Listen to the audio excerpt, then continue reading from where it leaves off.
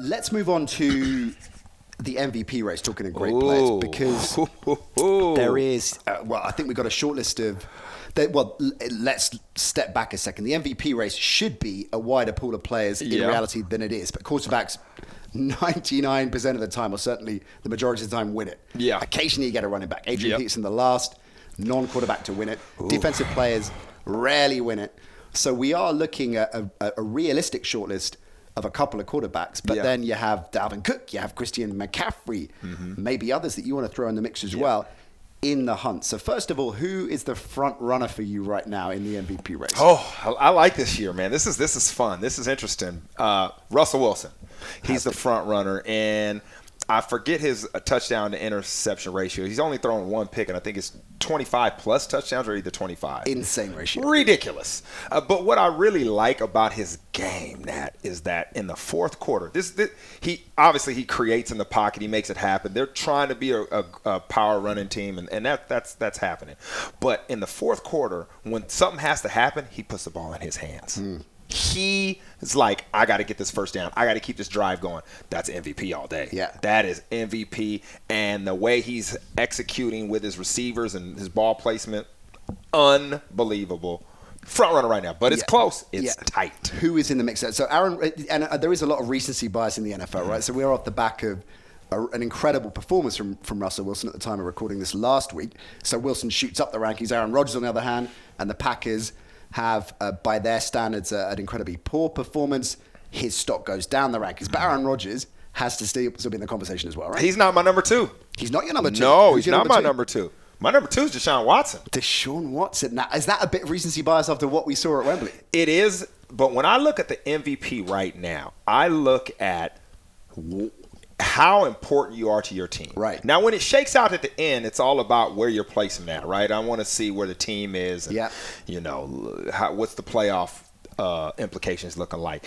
But right now, think of how he wills his team to a win. Such a good point. The situation, the impact that player has in terms of almost carrying a team, certainly being the difference for that team, has to be a fundamental consideration for MVP, and Deshaun Watson all over. That's the most valuable player for their team. We cannot rate them to other teams and what they do. And it's like, you're on your team, you've played your schedule. What is your importance to that team? Deshaun Watson, you remove him, they are a different team. Do you think that's affected someone like Tom Brady in the past, who maybe hasn't won as many MVPs as you might think he would have done compared to rings anyway? Do you think that's been worked against him, that very reason, that very rationale of how you qualify an MVP? That's interesting, and that could be part of the issue. And I also just think that he's always been up there, but he's been consistently up there. Yes. Other people have popped. Yeah. They've had their years. They've had their moment. And it's hard to compete with that, especially when people are like, oh, it's always Tom Brady. This guy's hot this year, and they get behind that. So that's kind of hurt him a little bit. Sure. But he's always been great. He's always up there in the conversation. I don't think he is this year, but the guy, he's the greatest of all time. Do you think he cares? Do you think Brady cares that he hasn't won more MVPs? Because when it's all said and done, I think he might. Because he's that kind of player, isn't he? But he's still annoyed about where he was drafted. I think he might when it's all said and done, but, you can't argue with championships. Right. People would give those MVPs up for championships all day. Every time. Okay, so those are your top two, and top quarterbacks make sense. Yeah, what about that's my top two. Two heavyweight running backs in the mix, McCaffrey. Oh, how Dalvin did you Cook. know? You know me so well. Sneaking over those notes. No, Christian McCaffrey's number 3. He's ahead of Dalvin Cook. He's ahead of Dalvin Cook. Is it for the same reason you just said with Deshaun Watson, that he is the difference maker on that team? Yes. Listen, Dalvin Cook is amazing. But the offense runs through Christian McCaffrey. He has the most yards from scrimmage. The way his volume of catches out of the backfield.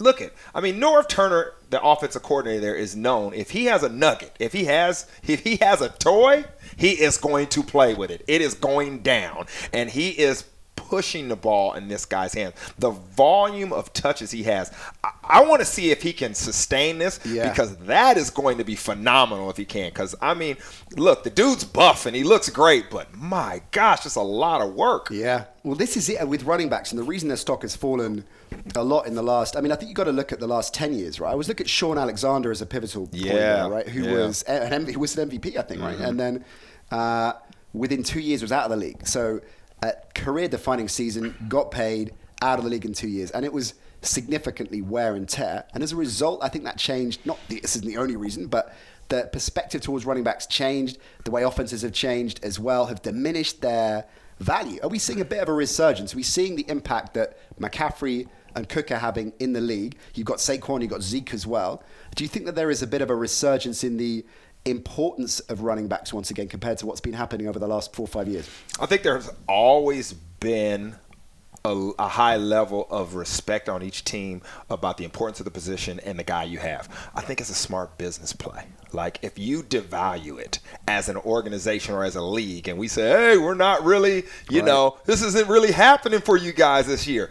I mean, if I'm an owner, that makes sense to me too. Sure. But they always, if you had one, they always valued you. And if they didn't, they knew they had to get one. Yeah. It's just the marketplace. I mean, you saw it happen with safeties a couple years ago, where all of a sudden the safety position was no longer valued until these defenses had to start adjusting the way they do, and you realize your safeties are the windows to your defense. You have to have flexibility. They got to cover. They got to do this. And what happened? They went and paid safeties.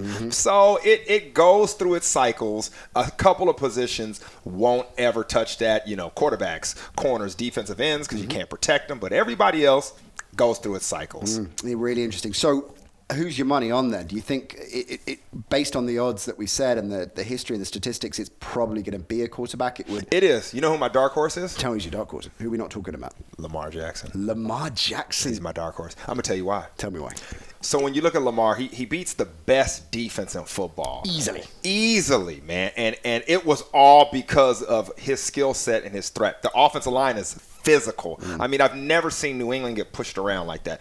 But back to my point, if they play well, especially the way they're doing offensively, this guy becomes the all-time rushing leader at the quarterback position. People like him, Nat. They like the kid. Don't you think it might be this late push? Oh, you often see it, right? I mean, you see it, teams, collectively come out of a 500, just under 500, put a surge on. They're suddenly, well, look at the 2007 New York Giants. Right? Bam. There you go.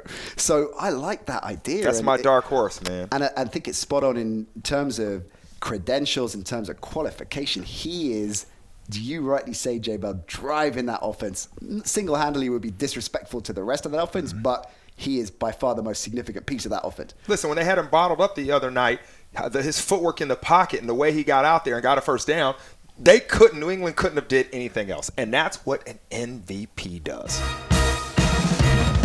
Hope you enjoyed the Nat Coombs Show presented by Paddy Power Fantasy. There's plenty more where that came from. Just click subscribe to ESPN UK and you won't miss a trick.